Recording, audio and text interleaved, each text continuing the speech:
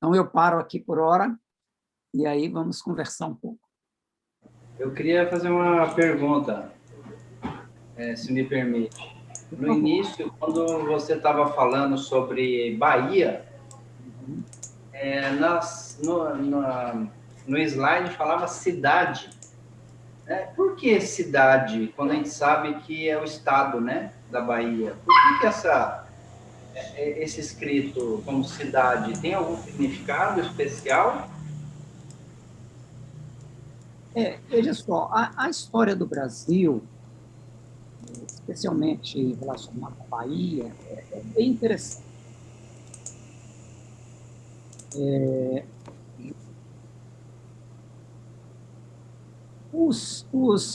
Vários historiadores do século XVI, primeiro, e existe também, eu teria que voltar um pouco, mas vamos começar ali no século XVI. Existia aqui na região, veja só, o que eu vou falar aqui agora, você sabe, quando a gente vai visitar a mansão de Bardi, quem já foi lá sabe, quando a gente vai entrar no portão da mansão de Bardi, que era uma mansão, vocês sabem, foi construída por Udi Camar, que era um governador daquela região. Houve uma peste, ele abandonou, Abdu'l-Bahá alugou e Bahá'u'lláh depois foi para lá. Resumindo aqui a história. Mas na parte de cima do portão, Udi Camar, quando construiu, ele colocou ali uns dizeres dizendo que aquela mansão seria um lugar onde seria de esplendores, e faz uma série de exaltação àquela construção, como se ele, na verdade, não tivesse nem construindo para ele, tivesse construindo mesmo para Bahá'u'lláh. Aquela placa ficou lá, só que Bahá'u'lláh ainda não tinha nem ido para a Terra Santa, ele construiu aquela mansão muito antes. Mas na história Bahá'í, a gente faz uma correlação daquela construção com Bahá'u'lláh, dizendo, olha, ele não sabia, mas ele construiu para Bahá'u'lláh, tá certo? E aquela placa está lá, ok? Então, o que eu vou falar aqui agora sobre a cidade da Bahia é mais ou menos uma correlação assim, meia, tá certo? Ou seja, não está escrito não, hein? Então, veja só, primeiro que o descobrimento do Brasil, ele está vinculado com a Terra Santa no sentido do Brasil, no sentido das cruzadas.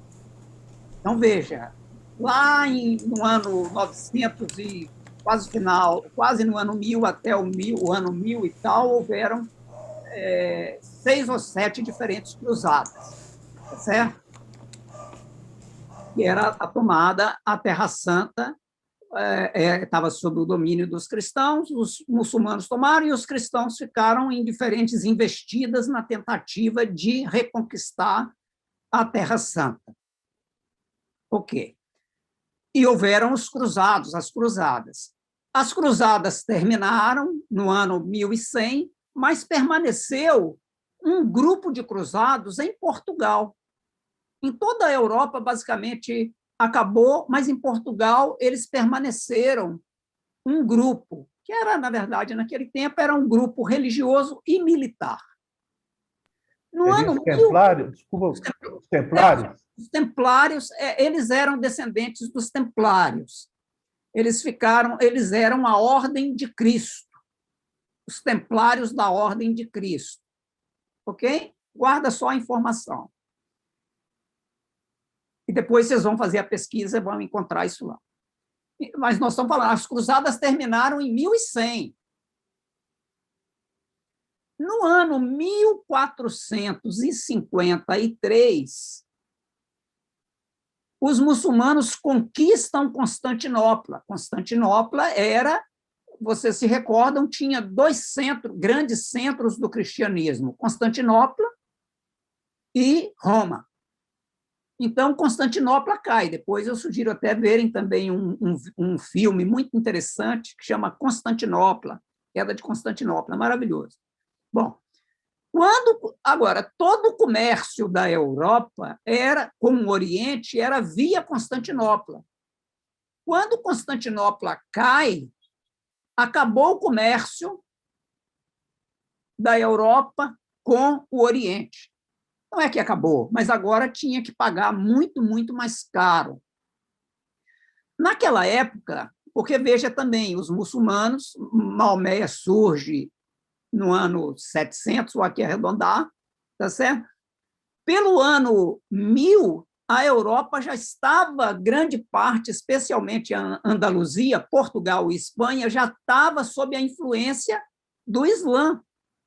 O desenvolvimento da Europa, na verdade, matemática, química, astronomia, agricultura, tudo era influência da civilização islâmica na Europa, especialmente Portugal e Espanha. Mas Portugal e Espanha estavam cá no último lugar, já no Atlântico. Era muito distante de Constantinopla e muito distante do Oriente. Então, era preciso encontrar um novo caminho para as Índias, para o comércio. Mas o objetivo não era descobrir só o caminho para as Índias, era também fortalecer e retomar Jerusalém. Quem é que vem para o Brasil? A Ordem de Cristo, que eram os cruzados, permanecentes em Portugal. Então, quando você vê aquele símbolo da cruz, é o mesmo símbolo dos cruzados lá do ano 1100, que permaneceram em Portugal. Então, Pedro Álvares Cabral, essa turma toda, era todo mundo da Ordem de Cristo. Os livros não, alguns livros apresentam, outros não, mas depois...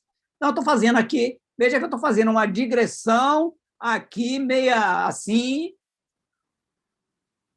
Quando vêm para o Brasil e chegam, é nomeada Terra de Santa Cruz, Terra de Veracruz, Terra de Santa Cruz, tá certo? E o mesmo símbolo dos cruzados lá. Muito bem. Salvador foi fundada, quer dizer, a Baía de Todos os Santos foi descoberta em 1º de novembro de 1501. E foi dada esse nome, Baía de Todos os Santos. E ali fundou, na entrada de Salvador, uma pequena vila, que era chamada Vila Velha, ou Vila do Pereira. E depois ela vai mudando. Mas eu vou fazer um resumo aqui agora, para não ficar muito longo. Mas os índios que originalmente habitavam aqui na área do Recôncavo, antes dos Tupinambás, eram os Quinimuras, os índios Quinimuras. E a lenda dos Quinimuras era que o Recôncavo, né, que é chamada de, na verdade, a Baía de Todos os Santos, pelos indígenas, era chamada de Quirimurê.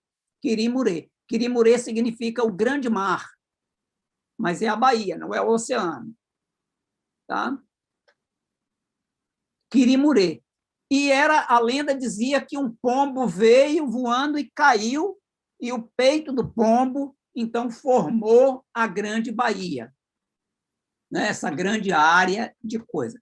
Os portugueses, quando vieram, eles estavam procurando os vínculos com a Terra Santa. Então, eles fizeram um vínculo dessa lenda do pombo com o Espírito Santo. E veja que Abdu'l-Bahá fala, essa Baía foi por inspiração do Espírito Santo, etc. e tal. Aqui está a minha tentativa de compreensão da coisa. Desde aquela época, a cidade, não só o estado, mas a cidade é conhecida como a cidade da Bahia. Até hoje, no interior, você vai no interior, o pessoal fala, eu vou para a Bahia. Quer dizer, ele já está no estado da Bahia, mas ele fala, eu vou para a Bahia. Ele vai para a cidade da Bahia, vem para Salvador. Tá certo? Para onde é que você vai? Estou indo para a Bahia. Quer dizer, ele saiu ali do interior para cá e está indo para a Bahia. Quer dizer, está vindo para a cidade da Bahia.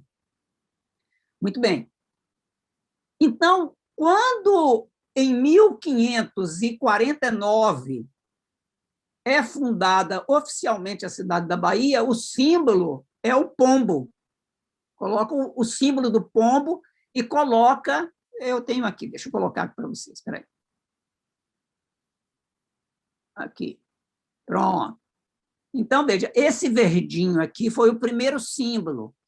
E aí, o autor da época, eu vou ler aqui, Gabriel Soares de Souza, no Tratado Descritivo do Brasil, 1587, liga a pomba à Baía de Todos os Santos, isto é, especificamente a cidade do Salvador, indicando que El Rei, Dom João III, ao indicar por governador da Bahia Dom Duarte da Costa, em substituição a Tomé de Souza, lhe deu por armas uma pomba branca em um campo verde com um rolo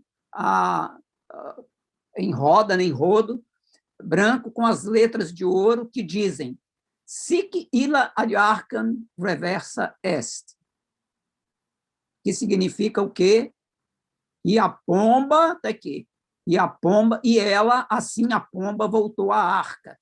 Isso é do texto bíblico, que Noé soltou a pomba e ela volta com um ramo de oliveira no bico. Então, eles começam a fazer esse vínculo, esse é o brasão original, depois se acrescentou aqui uma torre, que significa que era uma cidade fortificada, e 2 golfinhos, que significa que está à beira-mar.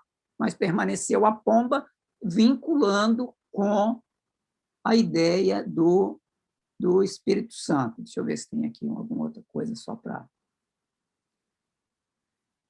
Então, esse aqui, Frei Vicente do Salvador, no seu livro História do Brasil, 1627, ele vai falar lá das tradições e tal. E aqui, talvez aqui, só esse pedaço aqui, só para a gente... Jorge, pode ler, Jorge? Assim ele tratou de ligar a luz a cruz como marca espiritual da nova aliança, a árvore da vida, a força regeneradora. Através dela, da redenção, a igreja foi edificada e ficou tão firme e bem fundada. O fato de o marco do achamento ter sido feito com a cruz e a primeira missa ter sido celebrada no dia da Santa Cruz já significava sinal, epifania. Ademais, ao referir-se ao fato de índios velhos compararem o Brasil a uma pomba cujo peito é a Bahia e as asas as outras capitanias, porque dizem que na Bahia está a polpa da terra. Pode continuar. Em sua análise e percepção do conjunto da obra de Frei Vicente, estava claro o significado da pomba, uma terra sagrada, ungida pelo Divino Espírito Santo, cujo centro, de onde partia toda a fertilidade, era a Bahia. Para ele, todos esses elementos eram significativos, entrecruzavam-se, formando todo o conjunto simbólico da terra sagrada, da cruz, da nova aliança e da pomba, simbolizando a Trindade, o Espírito Santo.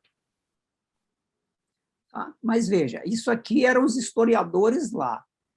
O vínculo direto que nós temos, enquanto barrais, é o fato de que Bahia é o feminino de Barra. Mas, para os historiadores não barrais, que não têm esse vínculo, vamos dizer, essa coisa de sinal, de não sei o que, era outra coisa que aqui eu estou trazendo esse vínculo antigo com o descobrimento em função da retomada da Terra Santa. Tá certo? Então, aqui a gente tem duas coisas. Mas, naturalmente, que para nós, barrais, o vínculo direto é o fato de que Bahia é o feminino de Barra. Eu só estou querendo dizer para o Gabriel que foi um show de história. Eu gosto muito de história e a maneira com que você contou e você relacionou foi uma coisa assim, meu Deus, incrível. Sobre essas reportagens brasileiras, então, eu estou com o queixo no joelho, porque eu não imaginava que no Brasil tinha tido acesso. A gente sabe que nós estamos no momento de uma nova criação, mas eu não sabia que ia ser tão louca assim, juro mesmo. De ter sobre o martírio do Baco no jornal brasileiro. Como assim? Já pensou? Como que vocês descobriram isso, Gabriel? Assim, era por acaso, na verdade, por acaso, porque estava procurando algumas coisas, na verdade, de Martha Ruth, da viagem de Martha Ruth, nos jornais, e alguns jornais, na verdade, a gente não tem ele acessível papel, então eu descobri que na Biblioteca Nacional do Rio de Janeiro eles têm vários acervos disponíveis para acesso online, então a gente pode entrar e pesquisar e tal. Então, eu encontrei realmente muitos artigos referentes à visita de Martha Ruth. E aí eu falei, bom, mas aqueles teosofistas lá disseram que eles já tinham lido alguma coisa sobre Bahá'u'lláh. Será que saiu mesmo? Deixa eu ver aqui. Aí você começa a procurar. Então, você bota Bahá'í, aí não acha. Bahá'u'lláh, e aparece algumas coisas, às vezes também vem muita coisa, Bahia, que me confunde, que você está procurando Bahá e vem Bahia. Né? Mas aí, de repente, apareceu uma coisa, um artigo realmente. Eu acho que eu tenho um pendrive aqui, eu acho que eu até tenho algumas coisas, mas a gente não vai ter tempo. E aí eu comecei aí, porque lá a pesquisa é de 10 por 10 anos. Então, eu fui de 10 em 10 anos para trás. E à medida que ainda não começava a achar aqui e acolá referências, o texto e tal, até que eu fui ficando entusiasmado, né? Você está encontrando coisas, opa, que negócio é esse aqui, pelo amor de Deus, eu nunca imaginei que tivesse um negócio desse. Até que lá, deixa eu ver se eu tenho aqui, a gente vai conversando aqui, só para ver se, eu não vou prometer que está aqui não, mas se tiver, a gente já... Ô, Gabriel, se você não achar agora, quiser depois enviar por e-mail para a gente. Claro. Sim. Enquanto o Gabriel vai procurando, o Jorge levantou a mão. Diga, Jorge. Não, primeiro, realmente achei fantástica essa apresentação, viu, Gabriel? A ordem cronológica que você deu aí, eu amei, né? E a pertinência dos textos, a sequência, muito, olha, realmente foi muito tocante. Fiquei muito feliz aí, parabéns e obrigado. Agora, e eu concordo, estava dizendo, eu concordo até com o voo que você deu para o pombo aí, a pomba que começava a conseguir. Uma viagem aqui, né, mesmo? É uma viagem, mas é uma viagem que vale a pena, digna e digna de ser estudada mais a fundo. Quando Abdu'l-Bahá fala que foi uma inspiração, certo? E os originais da Terra vem com essa história da pomba, e depois tudo mais, a gente se contou, mas faz muito sentido. Mas eu queria fazer uma especulação agora, com relação às notícias que tinham. O Brasil tinha muita influência da França, inclusive em nível assim de notícias, tal. Tanto é que os mais antiguinhos aqui, né, que pegaram o século passado, como nós começávamos estudando francês, não era inglês, né? A gente tinha uma influência forte durante um período muito grande da França e tudo mais. Então, eu acho até que faz um certo sentido de o Brasil replicar algumas notícias, porque o drama do Bab foi muito divulgado na Europa, né? E na França e tudo mais. E, particularmente na França, Abdu'l-Bahá, ele deu uma palestra para a Sociedade Teosófica. Esses teosofistas que estavam aqui, lembrando que nessa época, a Sociedade Teosófica tinha sido formada no século passado, uma história assim, no período Bahá'í, vamos dizer assim, né? com a Madame Blavatsky, uma das fundadoras e tal. Então, não é difícil, uma especulação, tá, Gabriel? Nunca vi nada nesse sentido, mas não é difícil que eles, como fazendo parte dessa sociedade teosófica, tenham recebido notícias sobre a fé Bahá'í lá da Europa também. Não, sim. Eu nessas pesquisas, Jorge, eu entrei na história do periodismo no Brasil, né? E aí a gente tinha, na verdade, 3 grandes agências. Naquela época, as notícias chegavam, basicamente, por revistas e correios via navio. O telégrafo, ele foi, vamos dizer, aperfeiçoado, porque já existia um certo tipo de telégrafo, mas daqueles braços, chamava de telégrafo também, né? Aqueles braços mecânicos, porque era comunicação à distância, né? Mas aí o telégrafo que a gente fala era com o código Morse e já foi o cabo elétrico. Mas então nós estamos falando de 1844. Mas no Brasil o telégrafo vai chegar quase 30 anos depois, com Dom Pedro. Dom Pedro leu sobre o Bab. Dom Pedro II. Dom Pedro II leu sobre o Bab, porque vocês se recordam que quem na Europa publicou sobre a perseguição e martírio dos babis foi o Conde de Gobineau. Francês. Tá aqui o livro dele, aqui, ó. O Conde de Gobineau. Esse livro aqui é do início do século. Aqui, nesse livro, o Conde de Gobineau ele vai fazer o relato do martírio do Bab. E esse mesmo livro aqui, que é As Religiões e Filosofias da Ásia Central, está em francês, Dom Pedro recebeu e leu e comentou. E Dom Pedro é quem implanta o telégrafo no Brasil. A gente tinha 3 agências. A agência Havas, que era francesa, tinha 2 uma inglesa e uma alemã. Então, as agências de notícia eram essas. Então, realmente, foi através das publicações, principalmente da França, mas tem alguma coisa também da Inglaterra. E aí é publicado no Brasil. Mas enfim, essa notícia do martírio do Bab, ela é publicada em Londres, mas aí ela foi publicada primeiro em Londres. E aí ela é repetida, a mesma notícia, ela é repetida em vários jornais dos Estados Unidos e é a mesma notícia que é publicada no Brasil. Mas a gente não tinha vínculo naquela época com os Estados Unidos. O nosso vínculo era com a Inglaterra, Alemanha, porque era a época que começou a vir os imigrantes alemães, e França.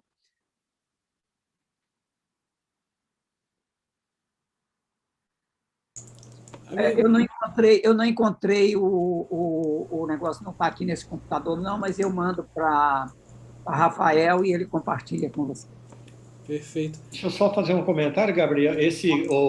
A obra do Conde de Gobineau, o Guardião utiliza muito na tradução dele do Dawnbreakers, né? Na obra dele, é muito citado. E esse mesmo artigo do Conde de Gobineau, ele vai aparecer completo nas publicações no Brasil em 1896. Em 1896, vários jornais brasileiros publicaram esse artigo de Gobineau descrevendo aquela cena do detalhe do martírio dos babis nas ruas, colocando vela, aquela coisa toda, em 1896, no Brasil.